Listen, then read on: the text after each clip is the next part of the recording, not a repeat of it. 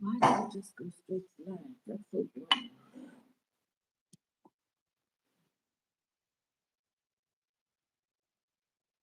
Just went straight there without my permission. Okay, let me just.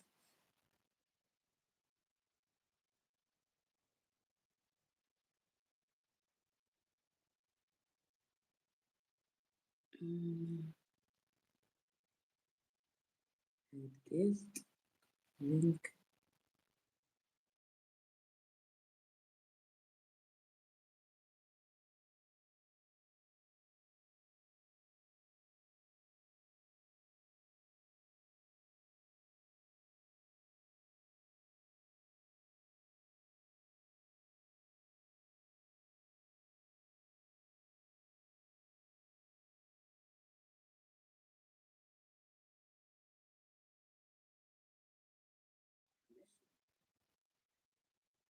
So, guys, we're just waiting for the guest, unless that is the case.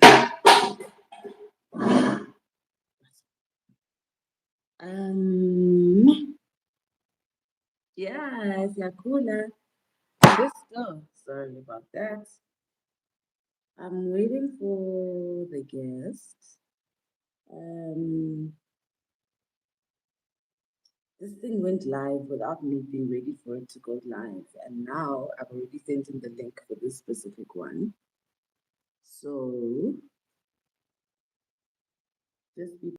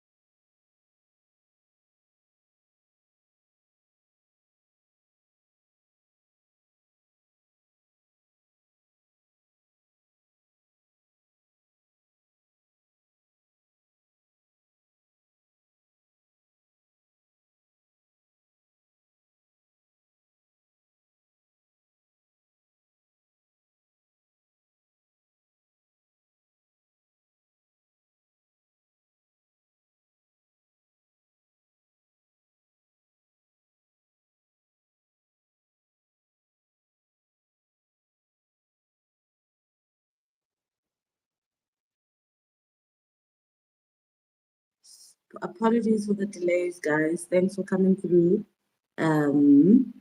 We're just waiting for the guests to send the guest so I can accept them on this side. So I'm not quite sure why it's taking a bit of a while. But we did say 8 o'clock, so we're a little bit early trying to sort that out. I might have to close this and start all over again and send them a different link because we're dealing with elders. And the whole technical thing can be so hard with them. Yo. Yo. So I'm just I'm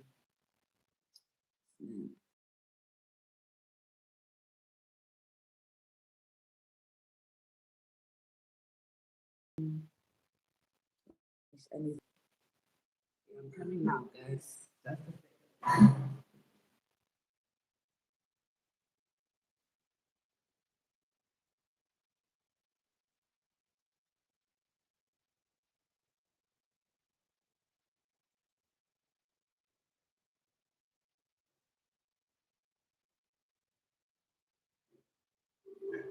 There we go.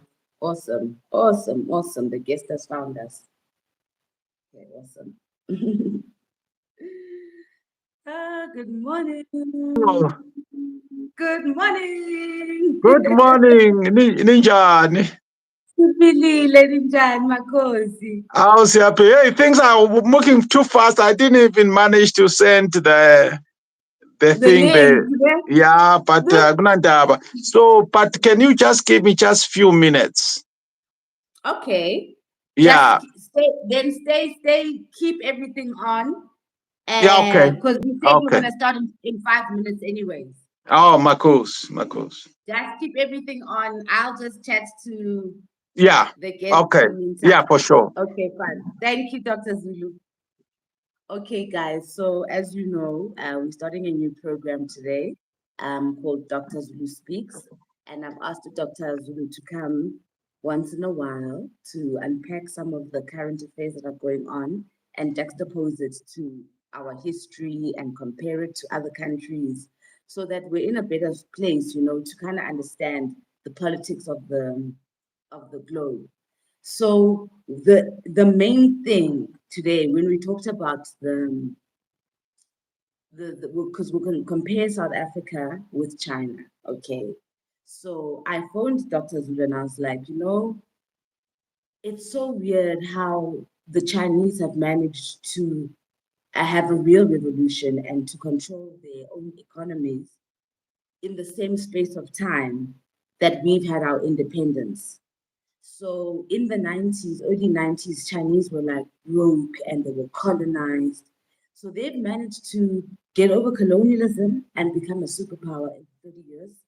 Whereas, as you can see with us, in the 30 years, we've deteriorated. So I just thought, let's bring in an elder to come and unpack that for us and to unpack what maybe is it the policies or what is it about China that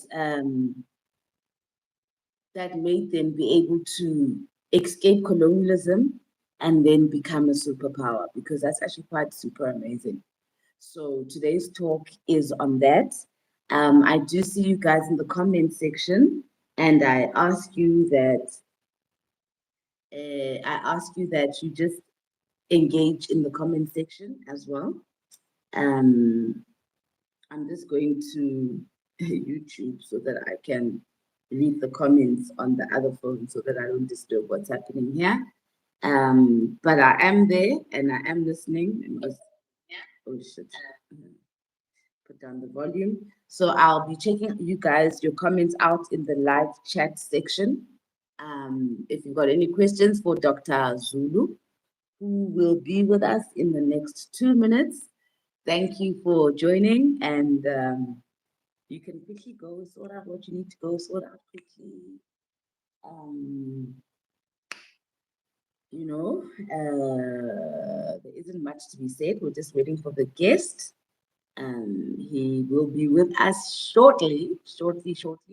But just in a nutshell, we're speaking about China and we're speaking about South Africa and what each country has managed to accomplish in the past 30 years.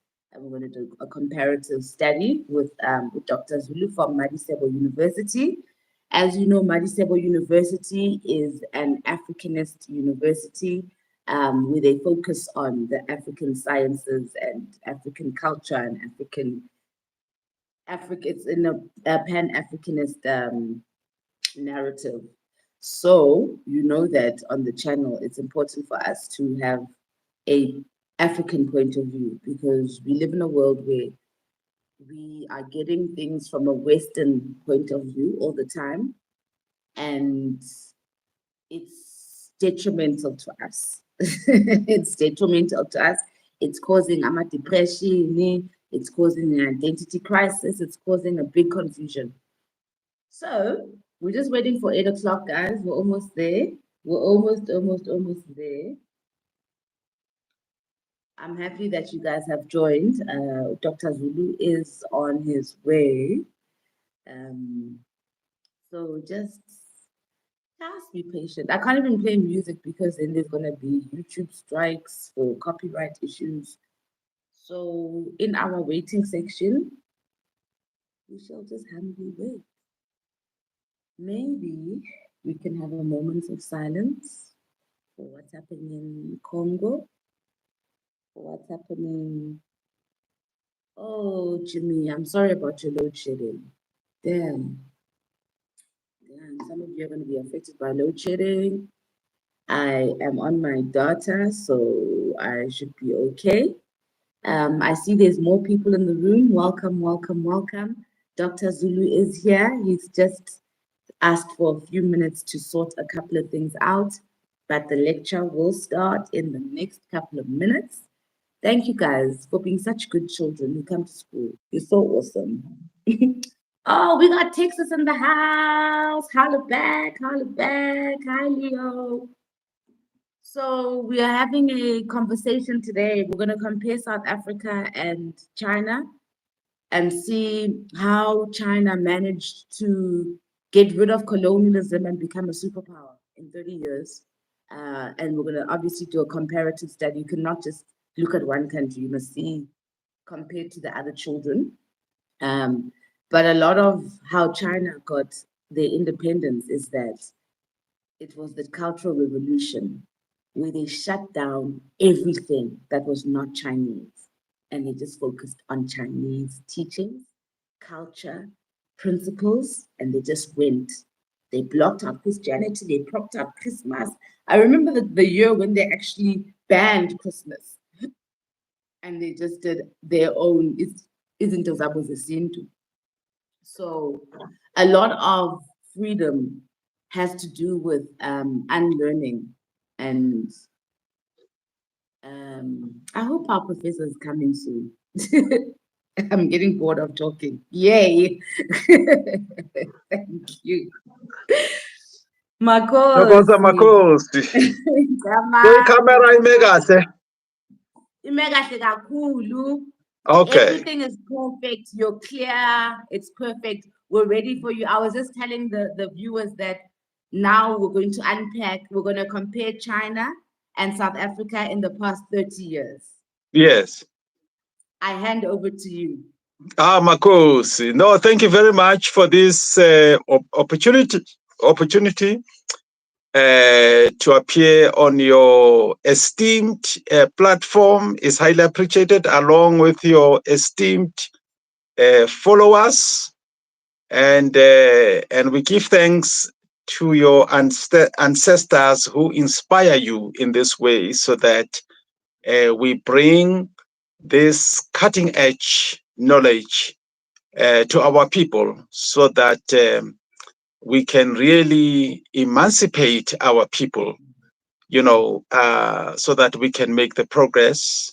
And of course, one of the things we want to achieve this morning is to be able to take a page from other traditions, like, for example, China.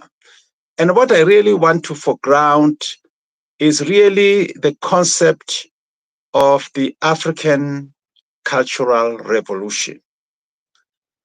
Because it is my view that in order for us to make the necessary progress, in order for us to gain emancipation in a more permanent, progressive way, we need cultural knowledge.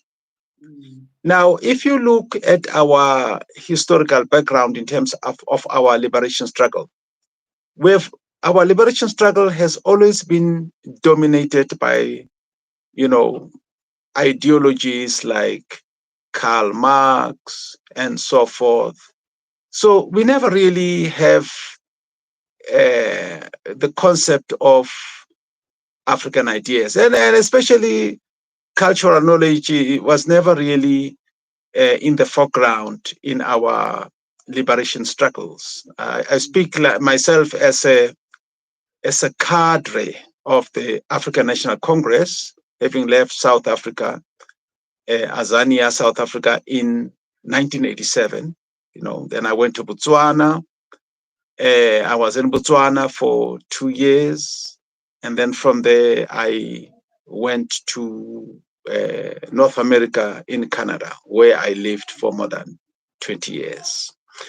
Now, when I landed in Botswana, I was really amazed, because when I left South Africa, I was running away from a white God, because I was a fanatical member of the Seventh Adventist Church, which is one of those religious organizations that despise our way of life, our cultural knowledge, and so forth.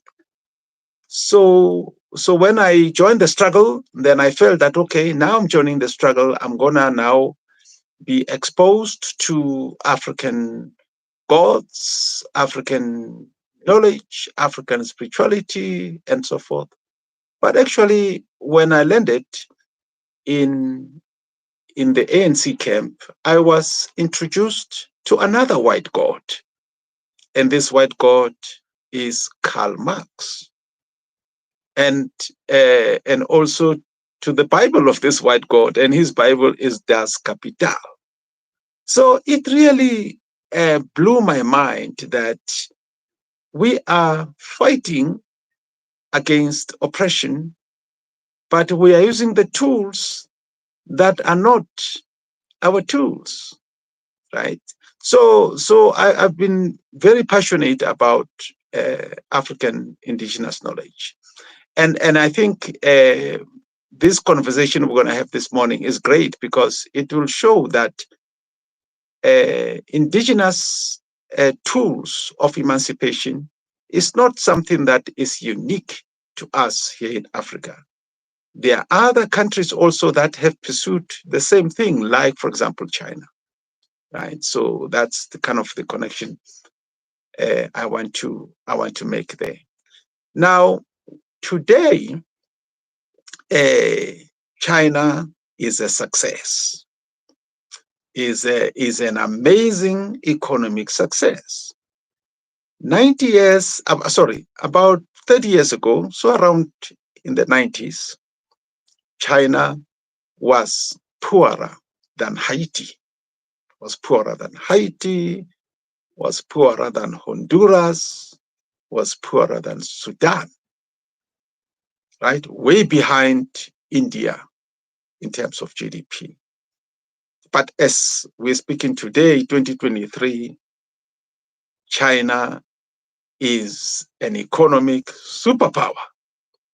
Their GDP is very close to the American GDP. American GDP is around $20 trillion. China's GDP is around $18 trillion. That's quite impressive.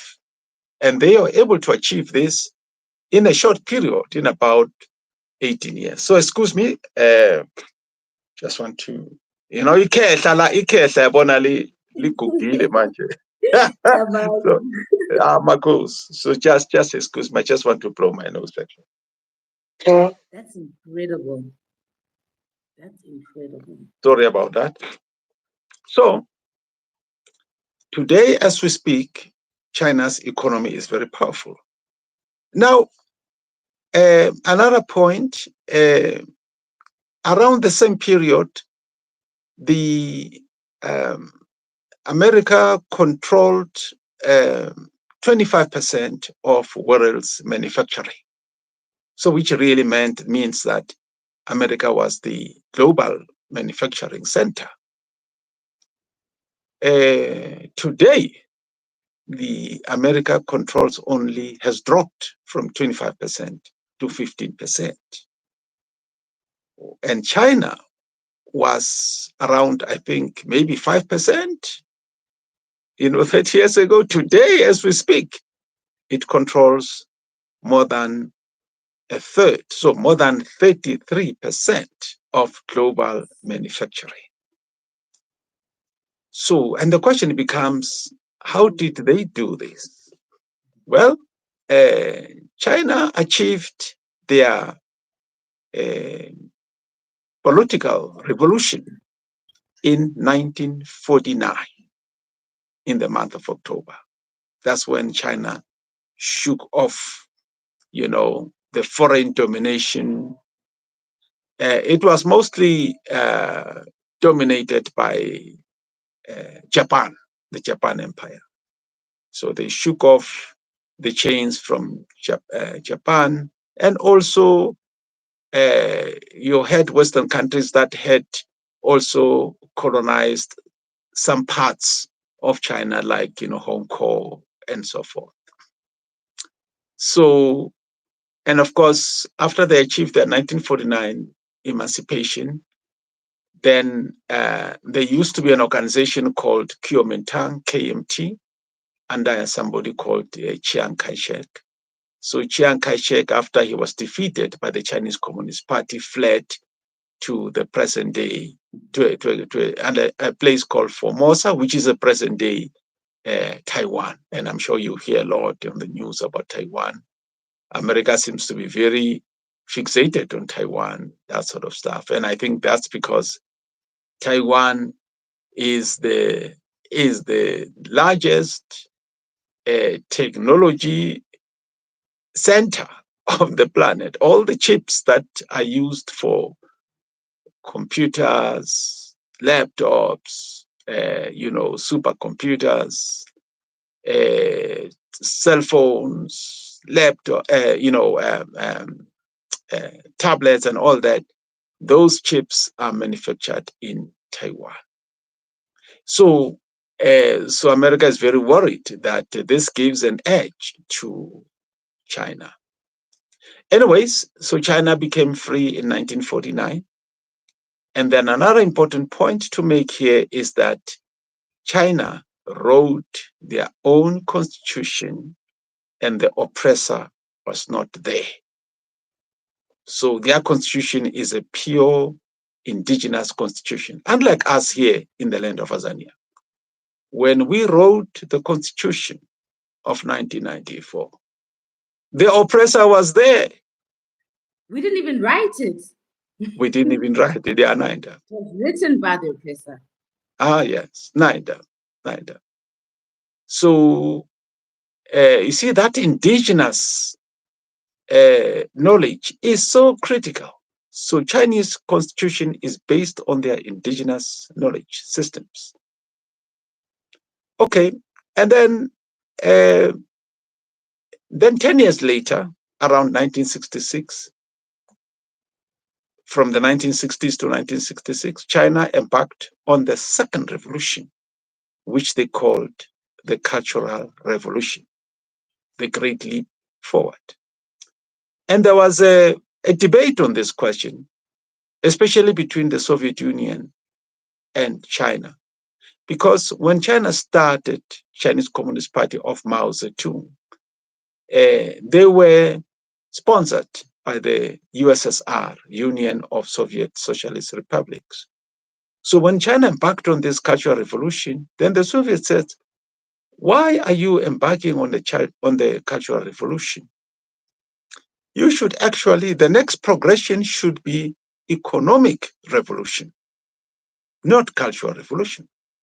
Then Mao Zedong, along with other leaders like Chu Enlai and Deng Xiaoping, they said, if China is inspired by their culture, cultural knowledge, their ancestors, their language, their writing systems, their thinkers, China will become the greatest nation on the planet.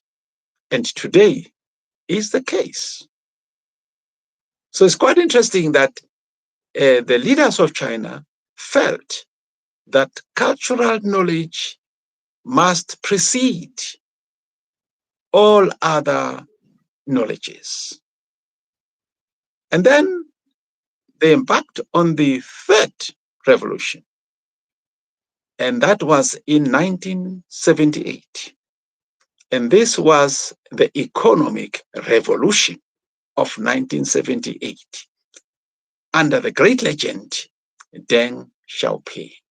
He's very famous actually for an expression he coined, which says, "It does not matter what color is the cat, for as long as it catches the mouse, that's what matters to us." And what he meant by that was that at that time, America was advanced technologically. And China felt that they can take a page from America in terms of technology, in terms of the economic systems, and so forth. And then China took that opportunity to learn more about this Western economic system. And then they modified this economic system to suit them, right? To suit them. Because Western systems are based on individualism.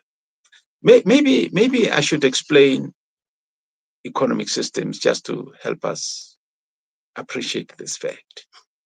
So economic systems can be classified in terms of ownership.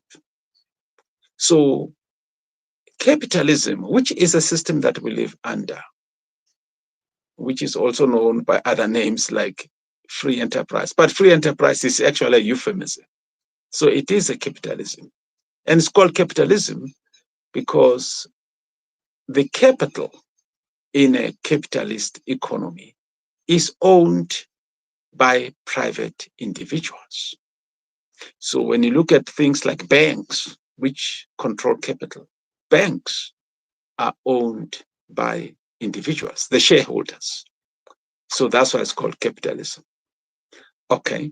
And then there is socialism or slash communism.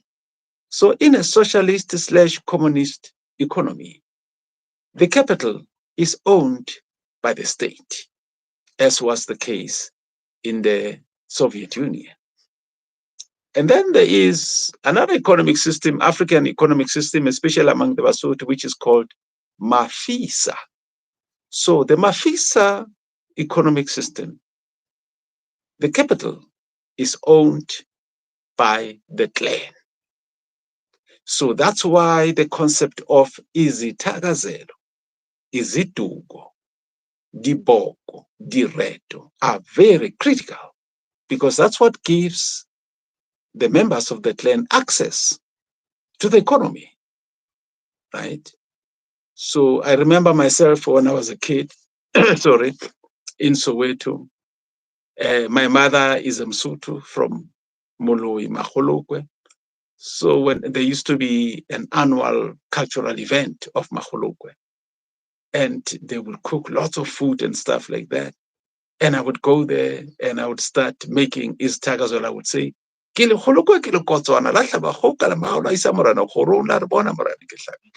as soon as these old men hear me say that, oh, they would get so excited and they would give me lots of food. You see? And that's just an example, a trivial example to say that izithakazelo give you access to the economy. So there is a connection between cultural knowledge and economy. And it's very interesting that Chinese noticed that. That's why they embarked on the Cultural Revolution, right? And then so by learning more about the Western systems, they then modified that system in order to have a better indigenous system for the Chinese society. So Chinese economy today, as we speak, so they have certain sectors of the economy where the capital is owned by the state. And then, so meaning the largest banks in China are owned by the state. The largest corporations in China are owned by the state. But private individuals are also allowed to be enterprising. So, but they have a limit. I don't quite remember exactly what's the limit. Maybe it could be something like R1 billion. So, meaning once you reach a certain capital, then you are not allowed to exceed that. Because normally in a communist socialist society, capital is illegal.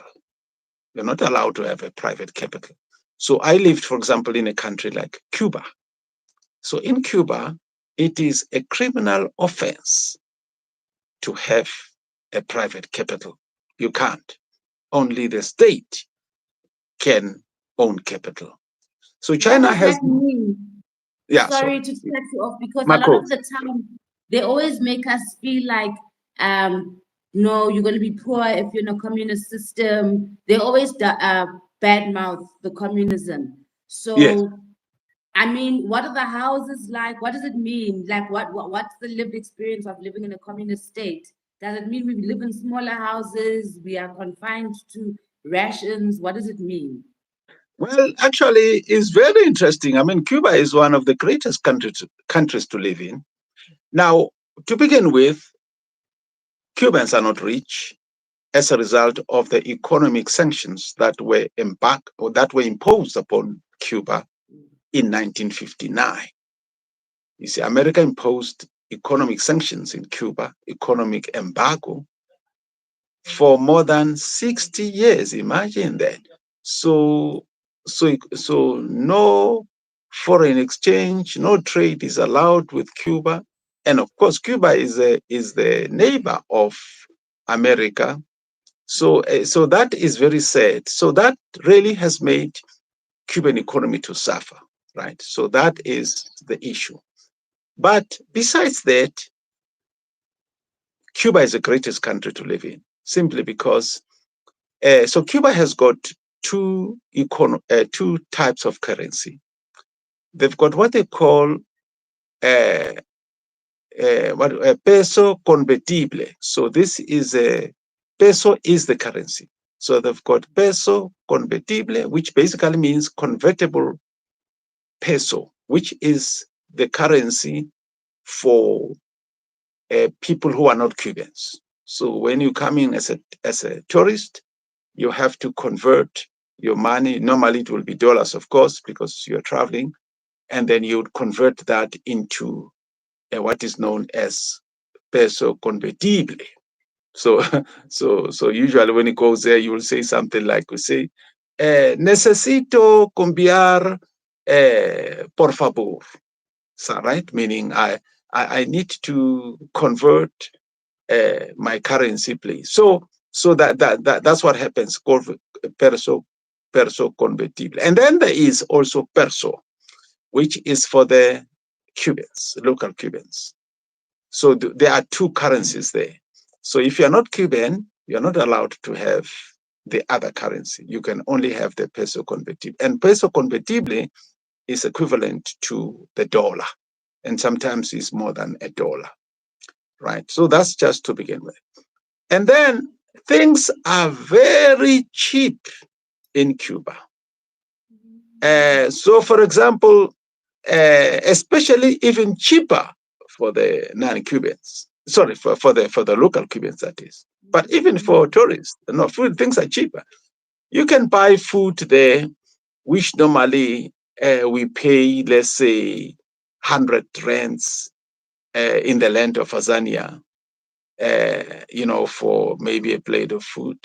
In Cuba, you would pay maybe something like 10 rands for that food. So food is very cheap there, and so is transportation and so forth.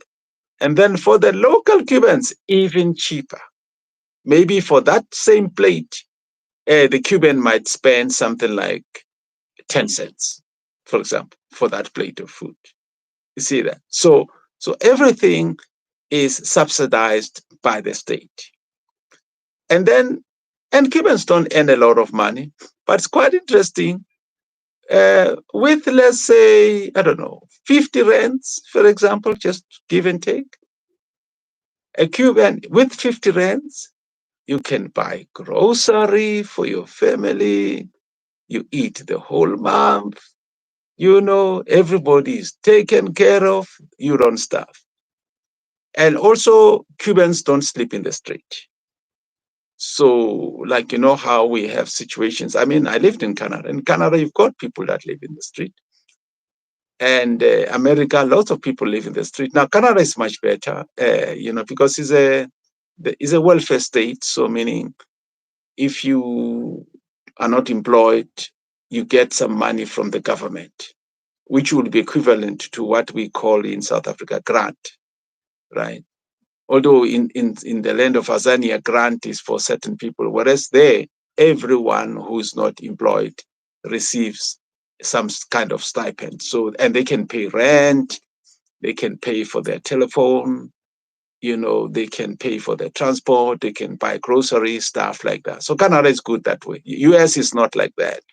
So in the US, if you are not employed, you starve to death, essentially. And as a result, you've got lots of people who sleep in the street in the US.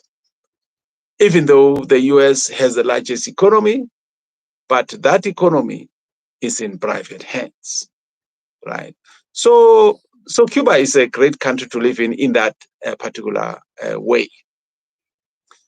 And then, of course, Soviet Union. And I didn't live in Soviet Union, but Soviet Union also is famed that transport is cheap, sometimes even free, traveling from one place to another, stuff like that. So there's a lot of great things about, and another thing about communist countries is that university education is free. How about that? You don't pay to go to school from grade 0 to university PhD.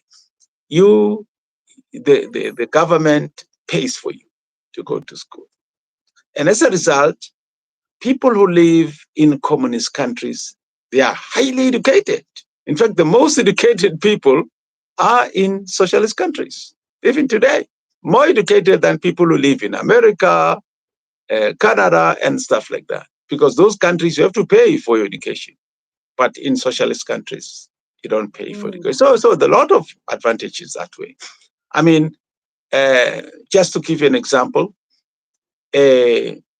usually countries, when they compare countries, they usually use the concept of GDP, gross domestic product. So America's GDP is $20 trillion. So that's a big GDP. And then the GDP of Russia which is of course is no longer communist, but Russia is $1.5 trillion. So the GDP of Russia is less than 5% of the GDP of America. So if you had to look at those things, you would say that, well, Russia is poor and stuff like that, is not a country to be reckoned with. But then there's another metric that I use, and I call that cultural output, mostly engineering output. So we could ask a question and say, okay, how many engineers does America produce per year? So America produces 240,000 engineers per year, which is about 250,000. That's a lot of engineers, which America produces. Now, just to help you appreciate that, South Africa, Azania, how many engineers does Azania produce per year? It produces 1,500 engineers per year. That is dismal. Only 1,500 per year. Okay. Now we look at Russia. How many engineers does Russia produce per year? Russia produces more than 500,000 engineers per year, more than twice the number of engineers produced by America.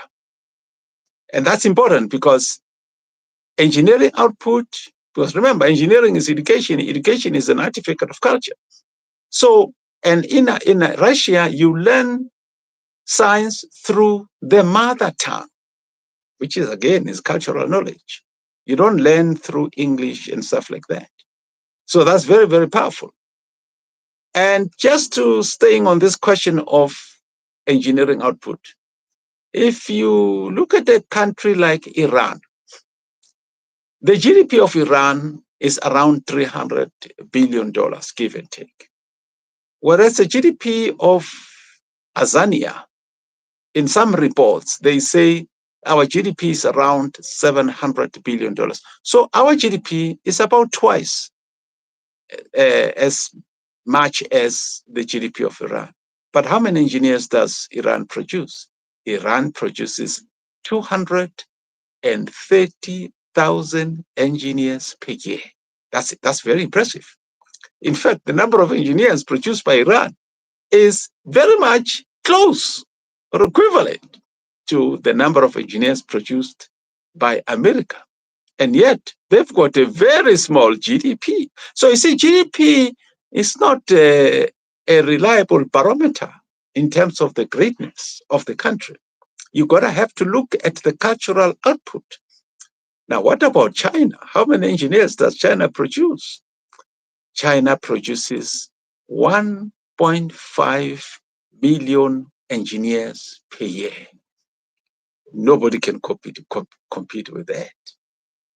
So that's why the concept of the cultural revolution becomes extremely important. What I want to know is that, sorry to cut you, Nat. If you're Marcos. producing so many engineers, what does that mean for employment? Are they getting jobs, these engineers, or what's happening? Oh, very good Because point. even though we don't produce as many engineers, but there's not enough jobs still. Well, actually, let's look at unemployment rate. So, unemployment rate in China, I don't know exactly now as we speak, but at some point when I checked the statistics, was around 4%. Unemployment rate in America, I think, is around 9, close to 10%, or even a little bit more. So you've got more unemployment rate in America than you have in China. And the same thing applies to Canada. There's more unemployment rate in Canada than you'd find in China. In fact, European countries have got very high unemployment rate. Not as high as, of course, the land of Azania, right? So unemployment rate is not a big problem in China. And here is another thing. Remember that engineers, they are the problem solvers. You see, in order to develop the country, you need machines, you need processes. So that's why we've got something called process engineers. These are engineers who specialize in process. But if you look at a country like Azania, you might have somebody who's doing process, but they don't have a scientific background. So then you have to wonder about the quality of processes that they work on, right? Because they don't have that rigorous sense. So, and there's something interesting talking about employment. Something interesting right here in on the motherland of Africa. At some point, and I think still the case today,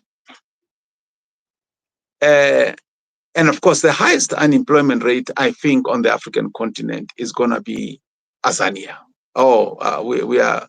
I think our unemployment rate is dismal, and I think it's as high as 50%. Right now, a country like Ghana, it may have changed now, but for a long time, for many years, the unemployment rate in Ghana was 3%. So maybe now it may have gone up to maybe 4 or 5%. I'm not sure. You can Google that and check unemployment rate. But for a long time, the unemployment rate in Ghana was 3%. So Ghana had the lowest unemployment rate, lower than America, lower than Canada, lower than Europe. And the question becomes, why is unemployment low in Ghana, for example? That's because of the same question that we're talking about, the cultural knowledge. You see, in Ghana, they've got this concept that Basotho called letsema. In Zulu, it would be ilima. So this is an enterprising culture where people get together, they collaborate to build an enterprise or to plow each other's fields, to harvest and stuff like that. Indians have this letsema concept. When an Indian opens a restaurant, on the first day, it will be packed. But the people who are there, don't even know the owner of the restaurant. They are there because they were told that there's an Indian restaurant and they are there to support. Same applies to Chinese. When Chinese opens a restaurant, there'll be lots of Chinese there. But when an African native right here in Tanzania opens a restaurant, there'll be nobody. People are not there to support him or her because of they don't have this principle of, let's say, they've lost that. And that's why I talk about cultural revolution story, because we need to revive that. We need to resuscitate that, right? But it's a struggle. I mean, for example, let's say Mamfuki. Mamfuking opens, maybe is constructing, abantu babona ibonda liyaphakama, libonda liyanyuluka. And then maybe Mamfuking wants to build a spaza shop or something like that. She wants to sell maybe veggies or she wants to sell food. Omakhelwane batla feta mo. And then they meet together in the morning, maybe to have some coffee or something. And batla bomakhelwane. Hey, Mamfuking liena. Then omongutlar. Uetsa. Hi, u busy ka lebota lela hi. Emungar. Ke lebota la. Ai, ba re o etsa sepasa. E mongwe a re o se tsebela ka sepasa. E mongwe a re hai re tla mmona o tla fella kae. You see, so kusho ukuthi mabakhuluma but hayi uma Mfukeng ubhizi nebonda lakhe, omunye uthi ibonda lani, hayi bathi wenza isipasa. Omunye athi usaze laphi isipasa. Omunye athi hayi sizobona uzawuphelelaphi. Hey, lelo gama. Hey. What do you think is fueling the jealousy? Because that's what basically you're saying right now, is that there's a jealousy in the Black community. Marcos. So there's an article I wrote in Sesotho language. It's called Ditshehlo tse tharo. Your followers can Google that. Ditshehlo tse tharo. Ameva amathathu. So la meva mathathu, ditshehlo tse tharo. Tshehlo ya pele ke mona. Umona. Tshehlo ya bobedi ke mohong. Umkhulungwane. Tshehlo ya boraro ke lenyatso. Ukweyisa. Now let's explain that. Yes, so all three of them, yes, also because oh yes, Marcos. So Mona will be envy. And then Mohono is fear. And I'll explain what we mean by that. And then Lenyatso is to despise. Okay. So Mona.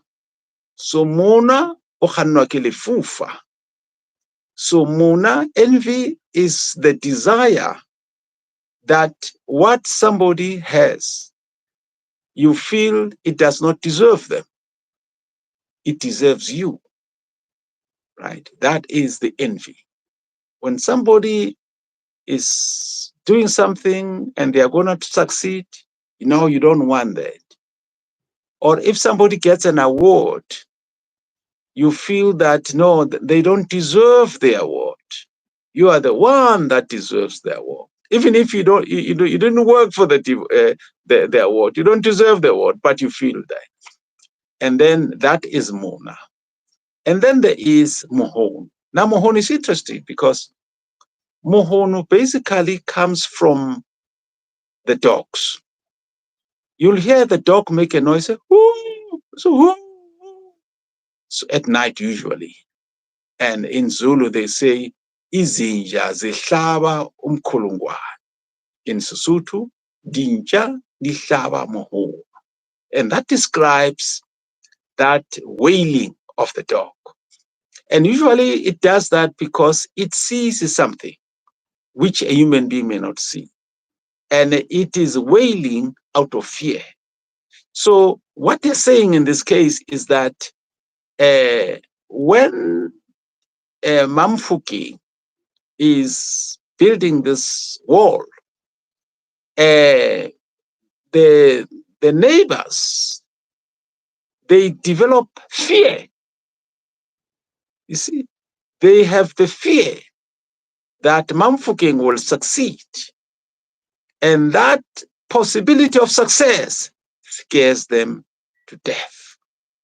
So that is Mkulungwa Nemoho, right? And then we come to the third one, which is Linyatso. So in the case of Linyatso, let's say Ukacheni, maybe we are in some kind of a gathering, and Kacheni is dancing on the floor, and Kacheni boasts educated feet. When he dances, I'm telling you, everybody goes ballistic. Women go crazy. They come and maybe they throw their, I don't know, their scarves or blankets, or Their even in some bras. cases, their bras, or even their panties. You remember Michael Yes. Jackson? Say Women it, used to say throw it. panties on the dance floor. You remember that? So when these things happen, so then somebody will come and say, "Hi, nikhohlisa ugatsheni, ningakhohlisa ugatsheni. Ugatsheni amaphoyisa amfuna. Ubaleke nomfazi womuntu." So basically saying, don't be deceived by Gatsheni. Gatsheni is actually on a manhunt. Police are looking for him because he has run away with somebody's wife, something like that, just to spoil that.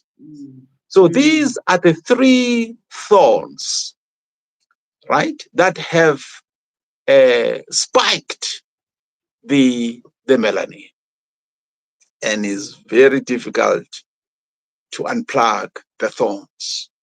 That's where we are at. And the reason why it's difficult is because these thorns, la meva la, angena ngebele. Ibele is powerful. Letswele. Breastfeeding is very powerful. So these tendencies, they get to the child during breastfeeding. So that's why it's not easy to unplug these things. But we have to find a way. It doesn't matter how impossible it is. We have to find a way to redeem ourselves. Marcos. And obviously, the breastfeeding is a metaphor for culture. For those of us who are not keeping up with your intellect, that Marcos. the culturalization and moving away from our own culture is what is leading to the breakdown in who we are. So I'm going to check a comment section to see if there's any questions. Guys, we've only got 10 minutes left with Doctor.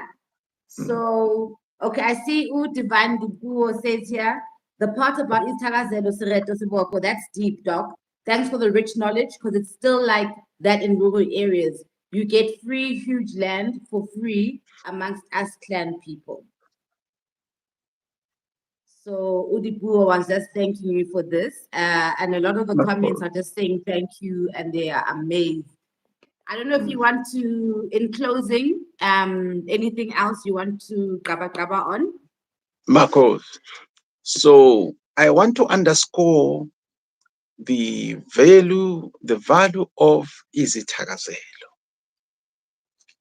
It is something, izithakazelo, izituko, diboko, direto, is something that you must take very seriously. It all begins there. If you do not have these izithakazelo, you must embark on the journey to retrieve them.